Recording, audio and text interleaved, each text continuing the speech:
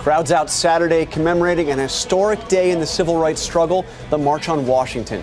The 50th anniversary is coming up on Wednesday. President Obama will mark it with a speech on the steps of the Lincoln Memorial, the very spot where Martin Luther King changed history. ABC's Byron Pitts takes us back.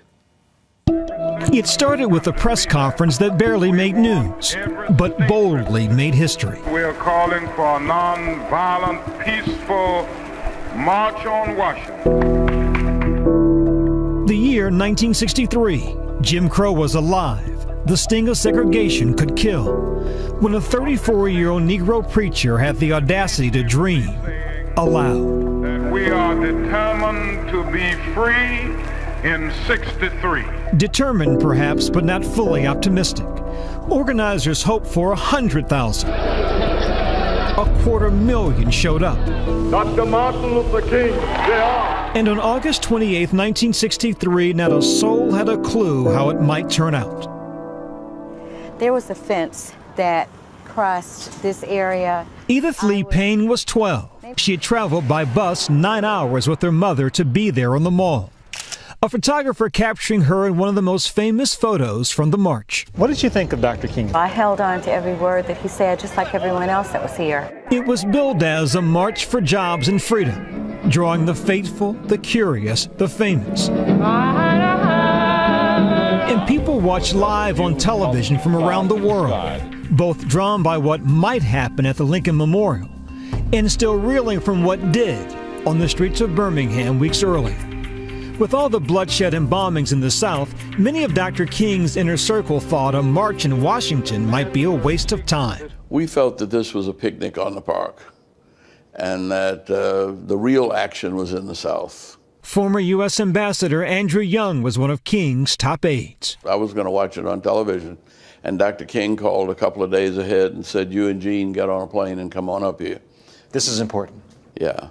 Congressman John Lewis, back then the newly appointed chairman of SNCC, the Student Nonviolent Coordinating Committee, was already there. When we met with President Kennedy earlier, he was so afraid there would be violence. How long can we be patient? Like King, Lewis was one of the march organizers and speakers. We want to be free now. At what point did you recognize it as an historic moment? When I stepped to the podium, I saw hundreds and hundreds of young people. And I said to myself, this is it. The civil rights movement was, in many ways, a youth movement. Dr. King was 34, Lewis 23. You were still a kid. I grew up when you have been sitting on a lunch counter stool and someone walk up and spit on you, or pour hot water or hot coffee on you, and you said you're committed to nonviolence. You had to grow up. To go on the freedom rides. In 1961, the same year that President Barack Obama was born, and to be beaten, you had to grow up. So by the time of the March on Washington, I was 23, but I was an older person. An old soul, as they say. I was old soul. They all were. Old souls pushing for a new America. It was now left to one man, the final speaker of the day. Dr. King, was he nervous? Not at all. He was determined not to speak more than 10 minutes. And he did. He finished his prepared address in just about 9 minutes. But he wasn't finished. Sitting behind Dr. King was famed gospel singer Mahalia Jackson, who shouted to her friend, "Tell him about the dream." It's a theme he'd used before in smaller settings. I still have a dream. It is a dream deeply rooted in the American dream. Why do you think he made that transition to talk about the dream? As a preacher, there's something we call being led by the Spirit. The Spirit told him to lay that paper down and just go for it. I have a dream. My 4 little children will one day live in a nation where they will not be judged by the color of their skin, but by the content of their character. I have a dream today. And it's a dream that still lives on 50 years later. Edith Lee Payne drove to D.C. from Detroit for this week's commemoration, and she brought her granddaughters with her. I wanted my granddaughters to see what I saw 50 years ago.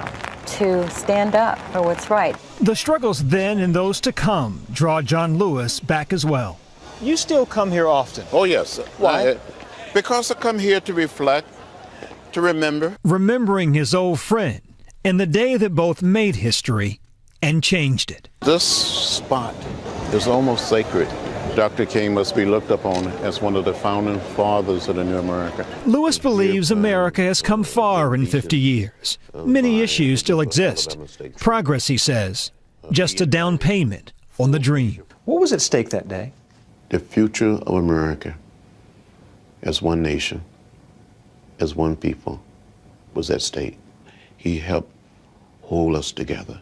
Is there one moment from that day that sticks out in your mind most? He started saying, let freedom reign.